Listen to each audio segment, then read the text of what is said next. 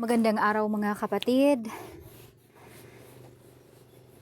Ito po ay ibabahagi ko sa inyo as a lesson po mga kapatid. Makuhaan po natin ng lesson na kung saan kung ano yung mga ginagawa ng bayan ng Panginoon sa mga messengers niya nung unang panahon or ng mga prophets nung unang panahon mga kapatid. Ano ba yung ginagawa ng mismong iglesia niya? Grabe mga kapatid, ang ginawa, sabi dito, wherefore, behold, I send unto you prophets. Nagpapadala po ang Panginoon ng mga propeta sa kanyang iglesia in every ages po talaga. And wise men and scribes, and some of them ye shall kill and crucify, and some of them shall ye scourge in your synagogues, and persecute them from city to city, that upon you may come all the righteous blood shed upon the earth. So, yung pinapadala ng Panginoon na mga propeta, mga messengers, mga kapatid, mga wise men na magpapagising sana sa kanilang galing sa kanilang mga kasalanan or mag-reprove sa kanilang magsaway sa kanilang mga kasalanan or magtuturo sa kanila ng katotohanan na kinakailangan po nila, ang ginagawa po nila mga kapatid ng mga miyembro ng iglesia ay kanila pong pinipersecute, pinapatay mga kapatid, ang sabi dito. And sabi pa dito, from the blood of righteous Abel unto the blood of Zacharias, son of Barachias, whom ye slew between the temple and the altar. So ito si Zachariah ay pinatay siya mga kapatid doon po sa temple sa Jerusalem. Temple and the altar, between doon, pinatay siya. Verily I say unto you, dito natin makikita na hindi pala talaga, hindi yung mga Gentile yung nagpe-persecute ng mga prophets noon mga kapatid, but mga mismong mga Israel lang din ang nagpe-persecute sa mga prophets at pumapatay sa mga propeta. Sabi dito, verily I say unto you, all these things shall come upon this generation.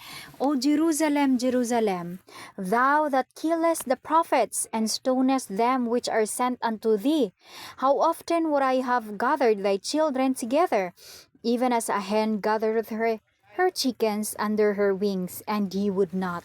Grabe yung nangyari mga kapatid, kasi sinabi ng Panginoon sa Jerusalem, your house is left unto you desolate. And ganun din ang nangyayari mga kapatid sa time ni Jesus Christ.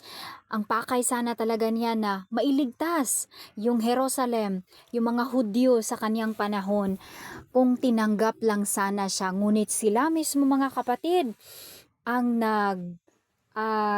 nag-instigate para i-crucify si Jesus Christ. Sabi dito mga kapatid, sila mismo ang nagsabi nung pinapapili na sila ni Pilate mga kapatid kung sino yung bibigyan nila ng freedom, si Barabbas ba or si Jesus Christ.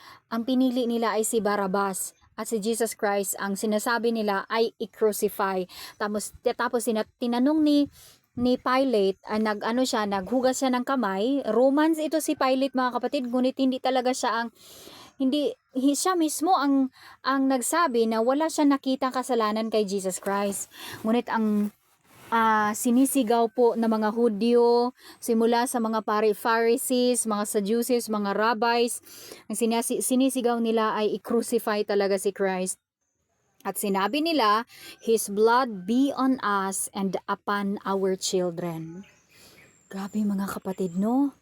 The Jewish nation might be saved and purified kung tinanggap lang sana nila ang Panginoong Jesus.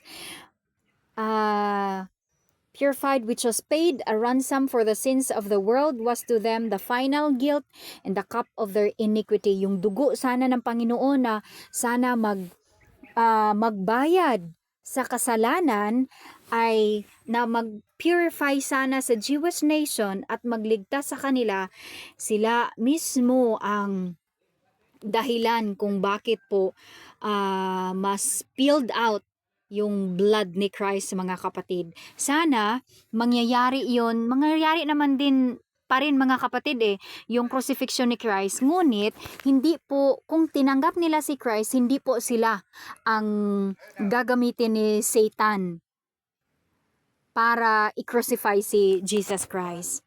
Yun po, mga kapatid. Grabe ang nangyari, mga kapatid. Jesus knew that His chosen people were to put Him, the Prince of Life and glory, to an ignominious death. Ignominious death. Grabe, no? Grabe yung nangyari talaga kay Jesus Christ, mga kapatid. At ito ay lesson po para sa ating panahon ngayon, mga kapatid. In the Jewish nation, we behold a chosen nation divorced from God because of unbelief. At ang sinabi dito, mga kapatid, ito po ay lesson po para sa ating panahon ngayon. With the history of the children of Israel before us, let us take heed. Alam na natin kung ano yung nangyari noong unang panahon, mga kapatid. Sa panahon sa mga Israel, pinapatay nila yung mga propeta na pinapadala ng Panginoon na magbigay sa kanila ng babala, warning, mensahe sa pagreforma, ngunit hindi po nila tinatanggap at pinipersecute nila at pinapatay. Si Jesus Christ mismo kanilang pinatay po at yung mga apostles, mga kapatid. Sana maging lesson po sa atin ito ngayon, mga kapatid, na mga Seventh-day Adventist, na sana magiging aral po sa atin yung nangyari po sa kanila. Let us take heed and not be found committing the same sins, following in the same way of unbelief and rebellion. Sana mabuksan po ang ating mga puso at isipan, aking mga kapatiran na mga Seventh-day Adventist. Sana po maging aral po sa atin ang nangyari sa panahon ng mga Israel at mga Hudyo, na hindi po natin ma-repeat yung history na yung liwanag na pinadala ng Panginoon ay kanilang ni-reject at pinaypatay pa nila yun mismong nagdadala ng liwanag para sana sila ay maligtas.